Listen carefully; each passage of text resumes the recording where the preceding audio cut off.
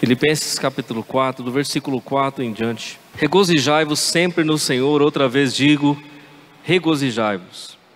Seja a vossa equidade notória a todos os homens, perto está o Senhor.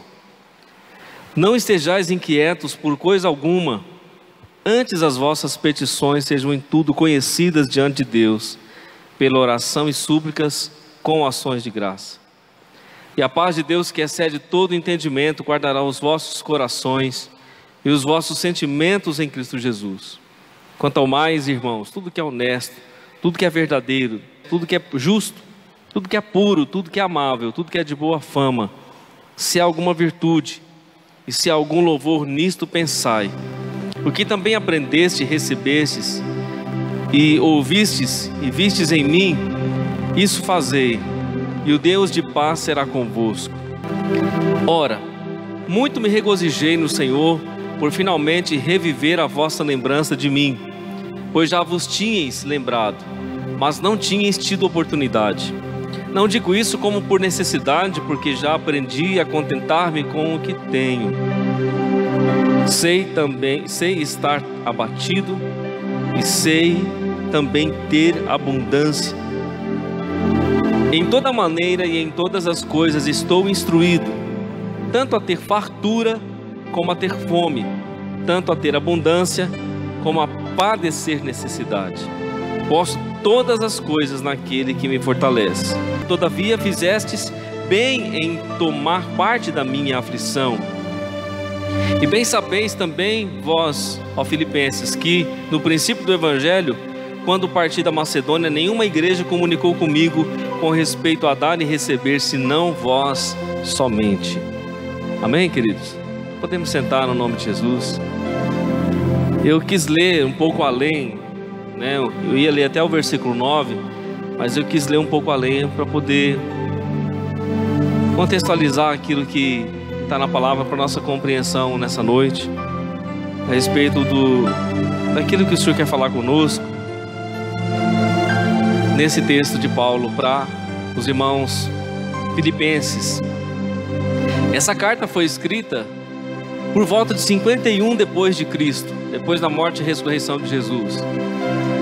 É registrado que Paulo estava na sua primeira prisão, e Paulo escreve aos filipenses agradecendo nesse momento pela ajuda que os irmãos haviam enviado a ele a Roma.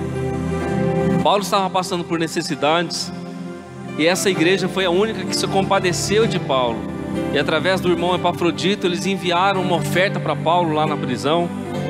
E Paulo aqui no capítulo 4, ele está agradecendo aos irmãos por essa oferta, por essa ajuda, né? E ele está com gratidão expressando o seu coração aqui.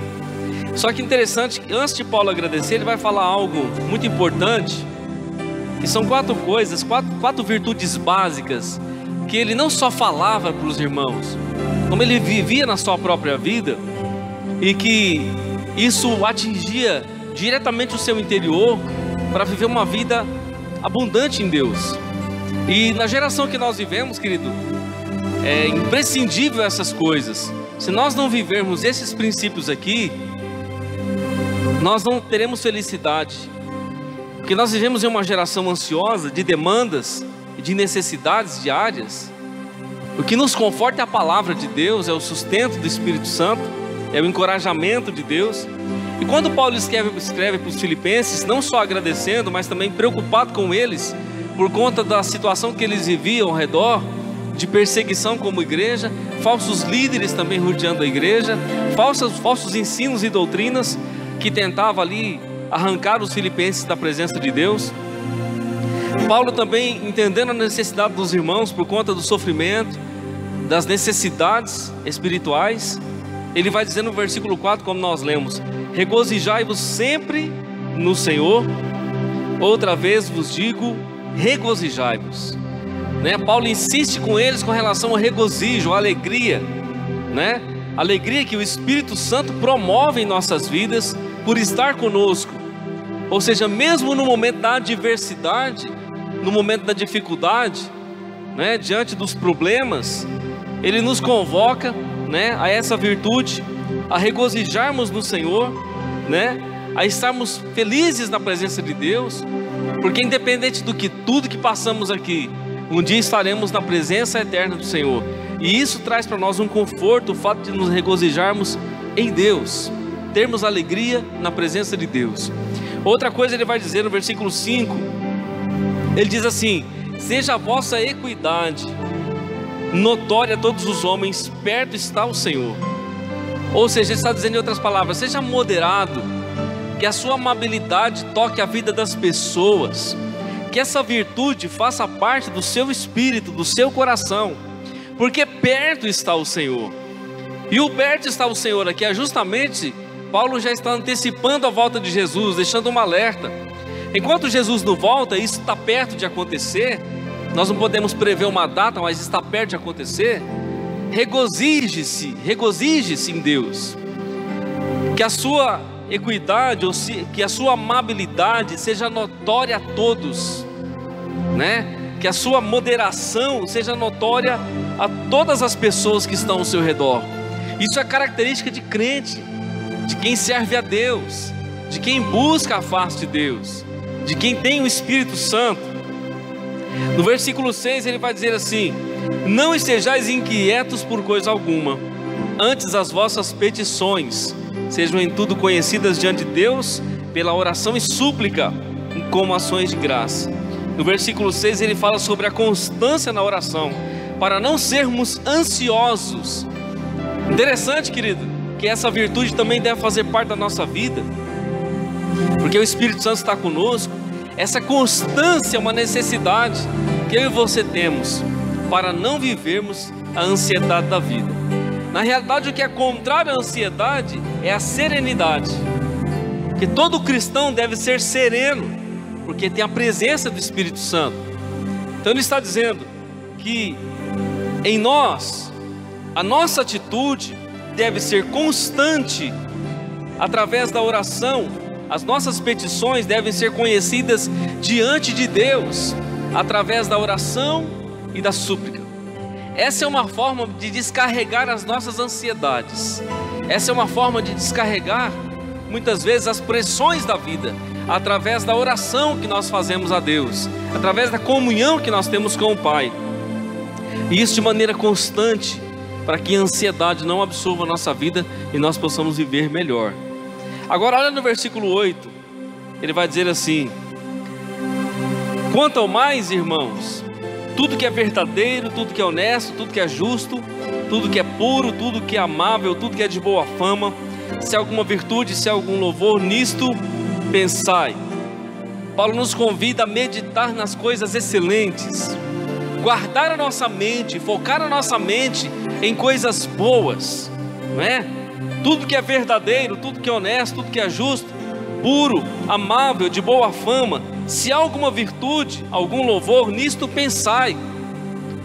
Guarda a sua mente naquilo que é bom, foca a sua mente naquilo que é puro. Irmão, ontem eu liguei a televisão, fui passando os canais, eu coloquei num canal desses que eles passam noticiário de crime. E aí, aqueles jornalistas, aqueles que fazem esses programas que mostra a ação da polícia, os crimes acontecendo, eles são bem sensacionalistas, não são? Aí eles começam a narrar a cena, contar como está acontecendo o crime, e eles deixam aquela mensagem de pavor para a gente. Se a pessoa fica assistindo aquilo ali, irmão, vai ficar apavorado, não quer sair mais na rua, porque eles dizem: olha, fulano de tal saiu na rua e foi surpreendido, não dá mais para sair na rua, você sai na rua, você pode ser abordado por um bandido. Então eles traçam uma cena de horror, de maneira que as pessoas elas ficam com medo da vida. Agora, a Bíblia está dizendo que eu e você temos que parar para pensar em coisas boas, não ficar assistindo como uma situação dessa, coisas ruins, que vai nos levar a pensar coisas ruins, que vai nos levar a ter medo da vida, medo de tudo.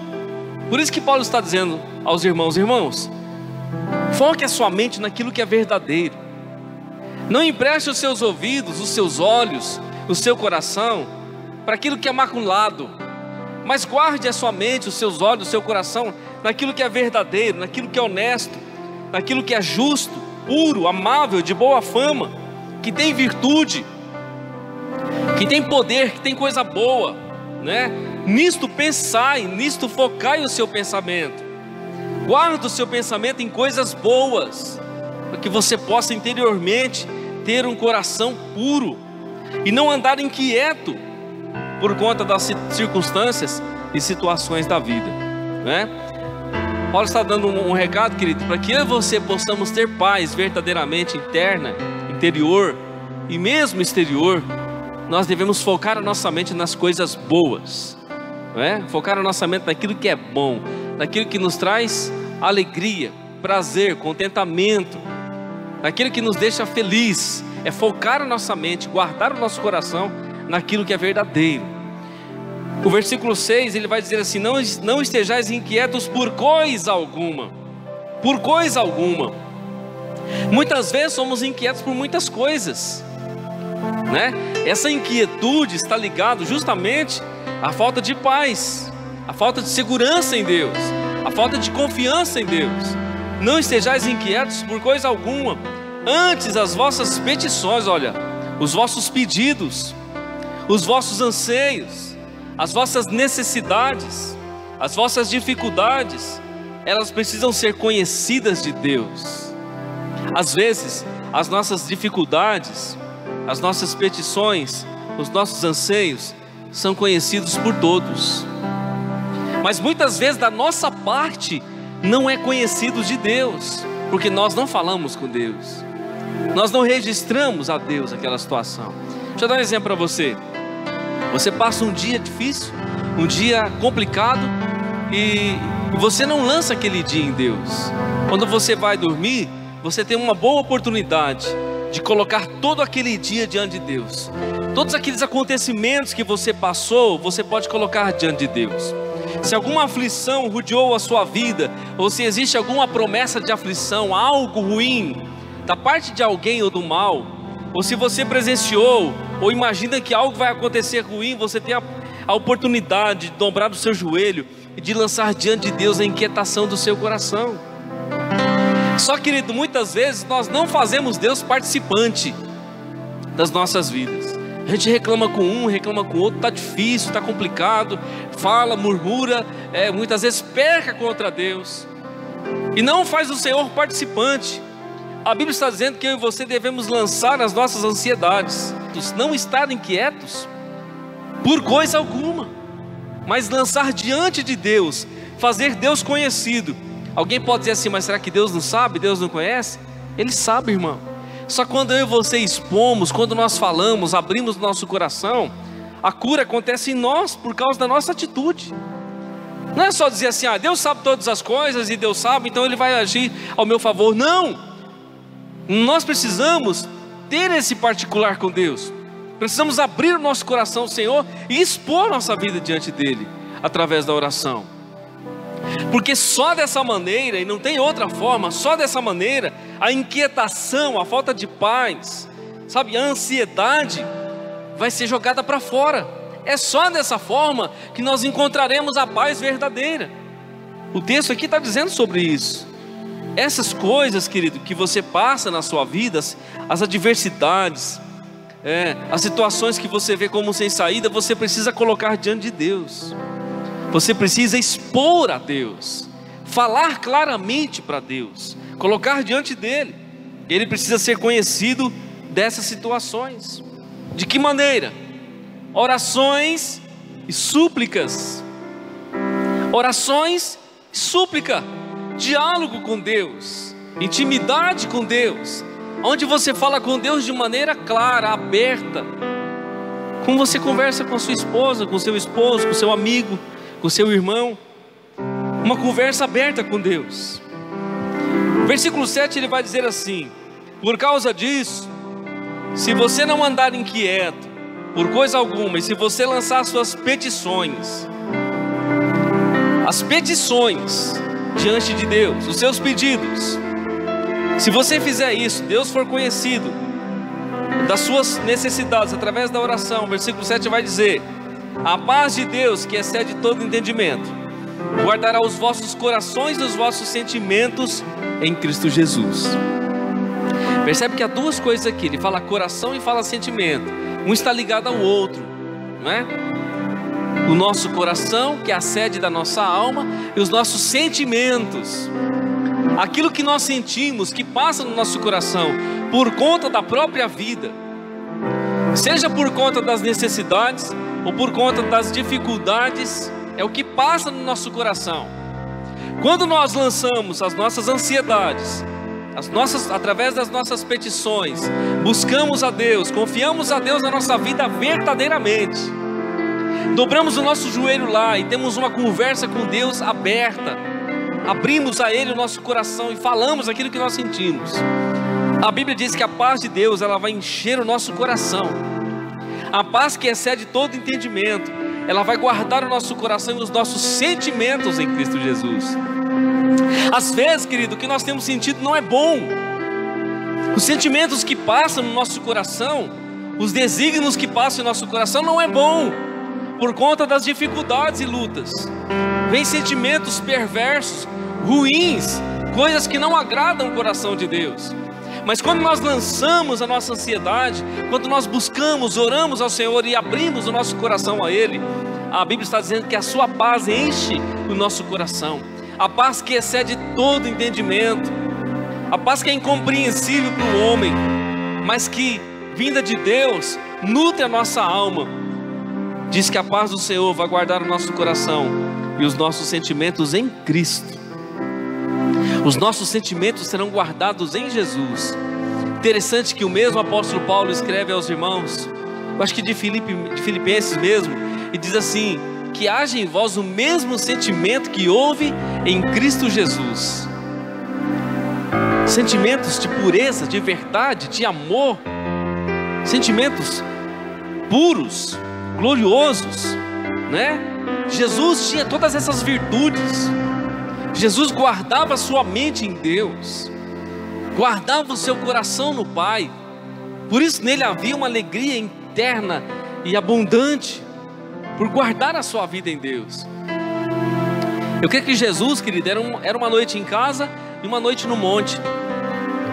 Você pode ler os evangelhos, quando você vai ver, Jesus se retirava para orar, e Jesus subia ao monte para orar, e Jesus se retirava para a oração. Você vai ver recorrentemente nos evangelhos essas frases. Jesus ia para o Monte das Oliveiras para orar. Jesus se retirava da multidão para orar. Por quê? Porque nesses momentos de oração, ele se enchia e se abastecia. De João capítulo 8, a Bíblia diz que Jesus, à tarde, ele foi para o Monte das Oliveiras, e pela manhã, ele vai ao templo para ensinar.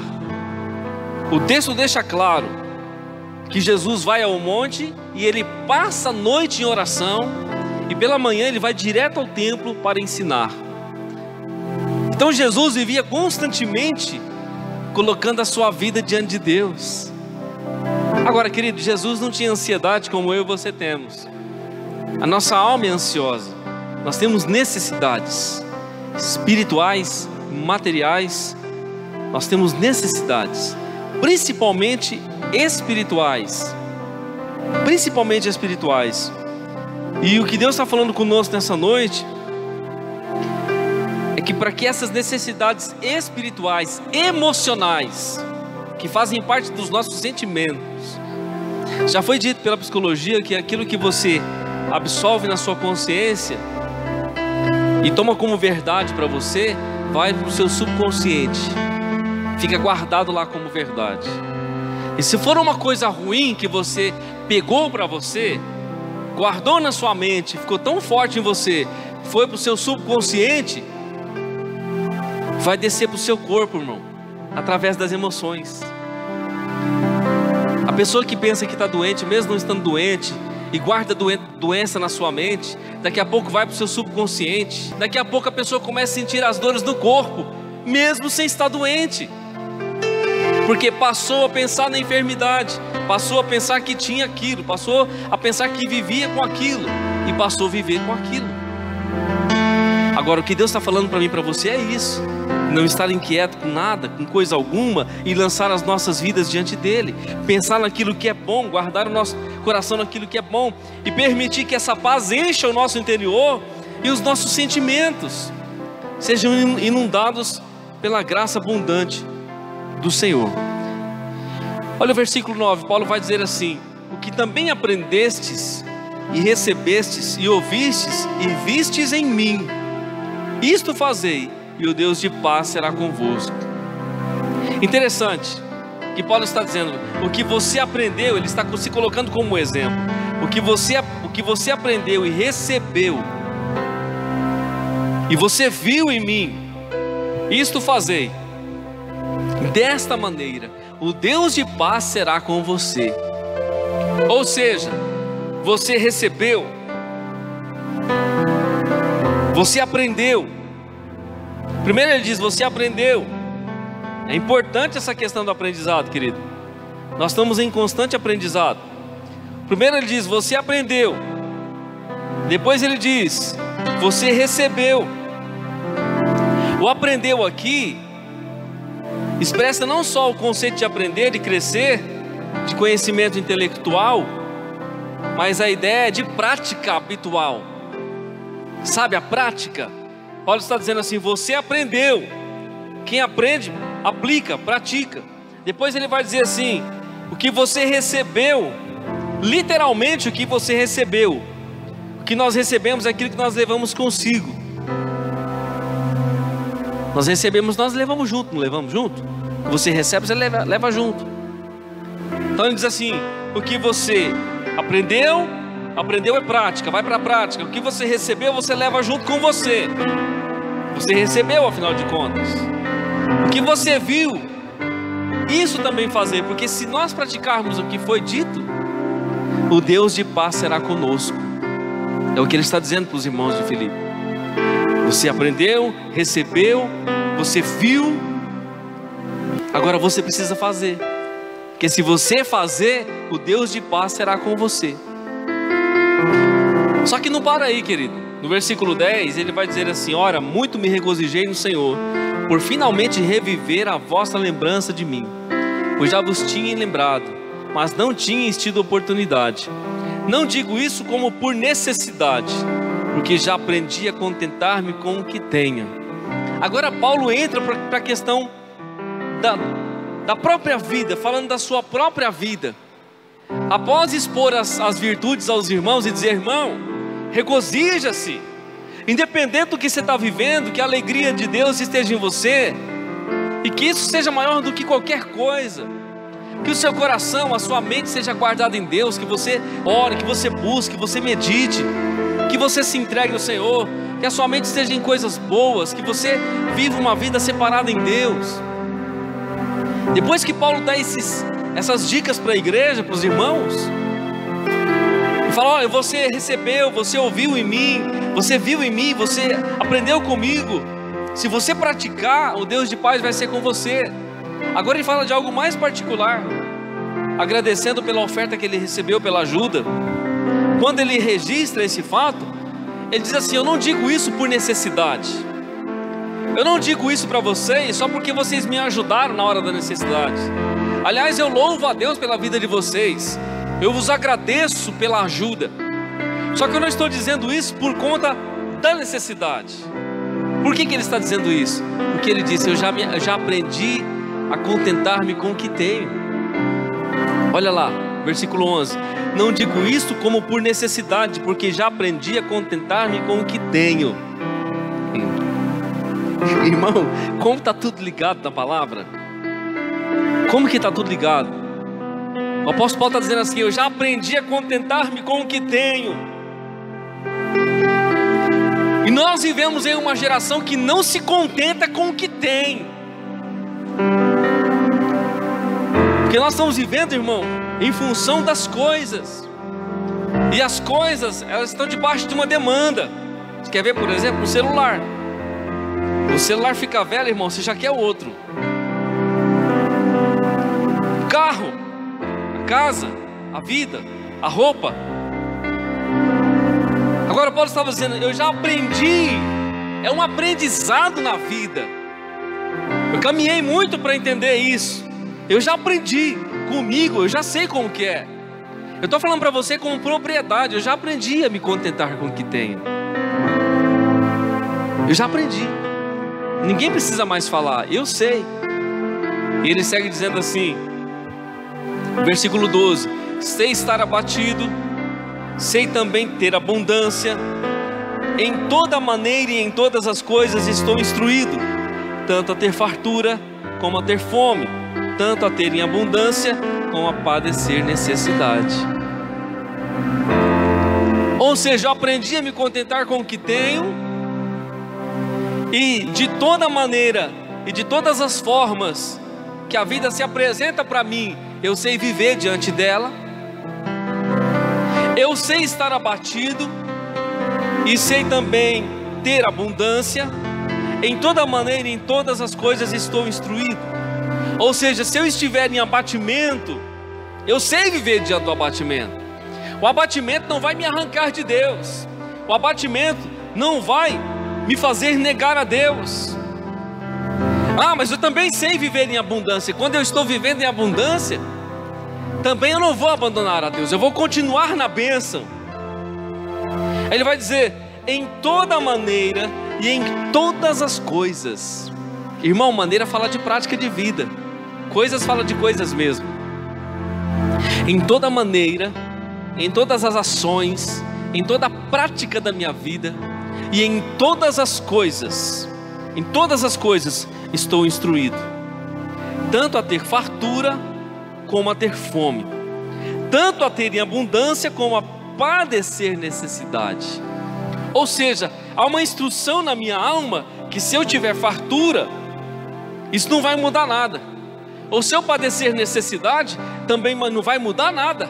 Eu vou continuar a mesma pessoa, porque a minha suficiência está em Deus, está na pessoa de Cristo, está no Senhor. Agora vem um versículo que muitos gostam, que muitos usam no carro, na casa, ou que muitos gostam de recitar da Bíblia, fora de contexto, né? Versículo 13, ele vai dizer assim: posso todas as coisas naquele que me fortalece. Posso todas as coisas naquele que me fortalece. Eu posso todas as coisas naquele que me fortalece. Porque nele havia uma segurança, uma compreensão, porque ele estava instruído por Deus. Ele sabia viver em toda maneira e em todas as coisas. Ele estava instruído. Por isso ele poderia dizer: eu posso todas as coisas naquele que me fortalece. Deixa eu dar um exemplo, irmão. Entre tantos exemplos, se a pessoa está doente, eu posso todas as coisas daquele que me fortalece. Em outras palavras, eu posso estar doente, que isso é uma coisa também. Eu posso estar passando por luta, por deserto, por prova, mas eu posso isso, porque é Ele que me fortalece. Aí eu posso estar passando uma dificuldade tão grande, eu posso, porque Ele me fortalece. Eu posso todas as coisas. Eu posso estar sendo tão abençoado, eu posso estar tão próspero, eu posso, porque Ele me fortalece. Em todas as coisas, em toda maneira, eu estou instruído em Deus. Irmão, muitos só podem todas as coisas naquele que fortalece quando está bom. Quando está ruim, não pode mais nada. Tem uns que nem na casa de Deus não vem. Então, para dizer eu posso todas as coisas naquele que me fortalece, tem que ser todas as coisas, seja na bonança, ou seja na adversidade, ou seja na enfermidade, seja na perseguição, seja na vitória, seja na luta, seja na dor, seja na bênção. Eu posso todas as coisas, porque eu posso todas as coisas em Deus. Porque as circunstâncias, irmãos, elas são de fora, ela vem para nos abater, mas nós estamos em Deus, e é em Deus que nós podemos todas as coisas. É no Senhor, é na presença do Senhor. Aleluias. Ele vai dizer no 14: todavia fizestes bem em tomar parte na minha aflição. Os irmãos de Filipos fizeram uma oferta para Paulo. Paulo estava padecendo necessidades, estava preso. Ele mesmo vai dizer que nenhuma igreja, nós lemos aí, nenhuma igreja comunicou com ele a respeito de dar e receber. Versículo 15: senão vós somente. Paulo vai dizer assim: só vocês me ajudaram na hora que eu precisei. Ninguém comunicou comigo a respeito de dar e receber. Ninguém me ajudou na hora que eu precisei, mas vocês foram lá e me abençoaram. E sabe o que isso aqui retrata, querido? Todavia fizeste bem em tomar parte na minha aflição. Os irmãos tomaram parte da aflição de Paulo quando eles ofertaram na vida dele, quando eles ajudaram Paulo na sua necessidade, na sua cadeia, na sua dificuldade. Eles tomaram parte da sua aflição. Eles não estavam na cadeia, mas eles fizeram um sacrifício para ajudá-lo na cadeia. Tomaram parte da sua aflição, viveram um pouco daquilo que ele estava vivendo, sentiram um pouco daquilo que ele estava sentindo. Interessante que ele estava preso e dizendo: irmãos, regozijai-vos sempre no Senhor, alegrai-vos sempre no Senhor. Regozijai-vos aqui, sejam felizes na presença de Deus, alegrai-vos no Espírito Santo. Mas o cara está preso, irmão, sem perspectiva, não sabe quando vai ser solto ou se vai morrer. Até que naquele contexto não morreu depois. Mas estava lá preso, e estava dizendo para os de fora: ó, irmão, fica tranquilo, guarda o seu coração em Deus, olha ao Senhor, lance a sua ansiedade diante dele. Eu estou aqui preso, aqui dentro, mas eu posso todas as coisas, porque eu estou aqui, mas Ele me fortalece. Ele me fortalece. Não são as circunstâncias externas, adversas, que vão dizer se Deus é Deus ou se Deus não é Deus, porque eu sei quem Ele é. Eu posso todas as coisas no Senhor. No versículo 19 do mesmo capítulo 4, ele vai dizer assim: o meu Deus, segundo as suas riquezas, suprirá todas as vossas necessidades em glória por Cristo Jesus. Ele está exclamando, orando a Deus, agradecendo a Deus, e ao mesmo tempo desejando de uma maneira profética, dizendo: o meu Deus, olha só a expressão que ele usa, o meu Deus. Tamanha convicção que Paulo tinha no Senhor.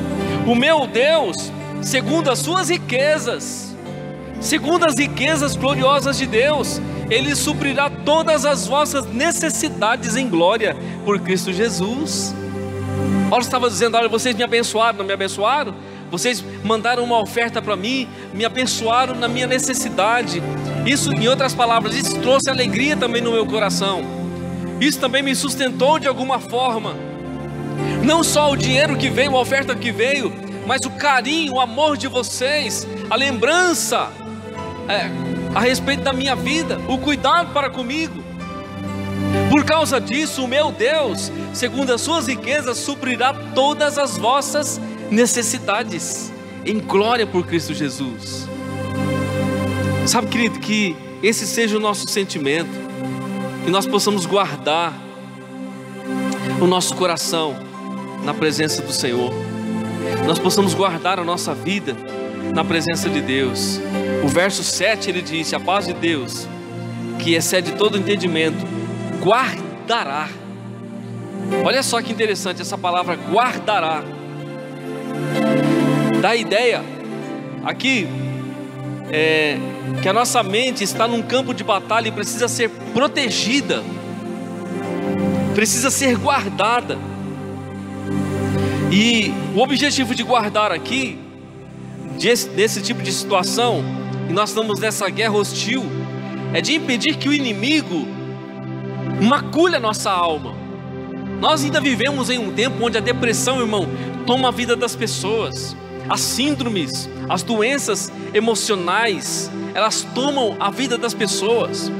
E quando Paulo fala: a paz de Deus vai guardar o vosso coração, é como se essa paz fosse uma sentinela, um guarda, alguém que protege a nossa mente e o nosso coração contra os dardos, contra as setas, contra as sugestões do mal, contra as ações do inimigo, que vem para tentar tomar a nossa vida, ou tentar macular o nosso interior. Essa palavra é muito forte. Guardar o nosso interior, como um exército guarda, como um corpo militar guarda, como ele defende, assim a paz de Deus está defendendo o nosso coração e os nossos sentimentos em Cristo Jesus, para que as inquietudes, para que as ansiedades, para que as debilidades da nossa alma, para que os confrontos em nossa alma, para que os ataques externos não penetrem o nosso interior e nós estejamos confiantes e guardados em Deus, porque eu e você podemos todas as coisas naquele que nos fortalece. Amém? Será que nós podemos dizer isso, querido? Será que nós podemos dizer isso verdadeiramente? Que nós podemos todas as coisas naquele que nos fortalece? Nós já aprendemos a nos contentar com o que nós temos. Vivemos em uma geração que não se contenta com o que tem. Vivemos em uma geração ansiosa, que deseja nela pelas coisas. Até a igreja se tornou uma igreja viciada em coisas, por necessidade de coisas, busca a Deus pelas coisas. Até a igreja se tornou uma igreja ansiosa diante de Deus. Agora, quando nós ouvimos o Evangelho, a palavra dizendo, o homem de Deus dizendo que ele aprendeu a se contentar com o que ele tem. Agora, em outro momento, Paulo escreve para Timóteo, diz assim: olha, Timóteo, tendo o que comer, com o que nos vestir, estejamos com isso contentes. Mas isso você não escuta, irmão, por aí mais. Tendo o que comer e com o que nos vestir, estejamos com isso contentes. Essa era a alegria no coração do homem de Deus, porque sabia que tudo que estava aqui, querido, tudo que existe nessa terra vai acabar, é passageiro. Nós temos necessidade de coisas, temos. Eu não estou dizendo que você e eu não precisamos de coisas, ou de coisas modernas, não é isso. Estou dizendo que eu e você não vivemos em função disso, por causa disso. Não nos desesperamos por causa dessas coisas. Porque tem gente, irmão, que se desespera, faz loucura, faz coisas, faz o que dá e o que não dá para poder adquirir, se afunda, se lasca tudo para poder fazer o que não dá para fazer, mas faz. Ansiedade, aflição na alma, falta de paz de Deus, falta de tranquilidade, falta do Espírito Santo, falta de ouvir a voz de Deus e de ter paz no interior, falta de dobrar o joelho no chão e de buscar o Senhor e lançar a ansiedade diante dele, para que a paz do Senhor possa guardar o coração. Irmão, um coração não guardado, ele é um alvo das trevas. Um coração não guardado, ele é um alvo de Satanás. Por isso que o meu e o seu coração deve estar guardado, fortemente guardado, pela paz do Senhor, que excede todo entendimento, que guarda não só o nosso coração, como também os nossos sentimentos na presença de Jesus. Amém?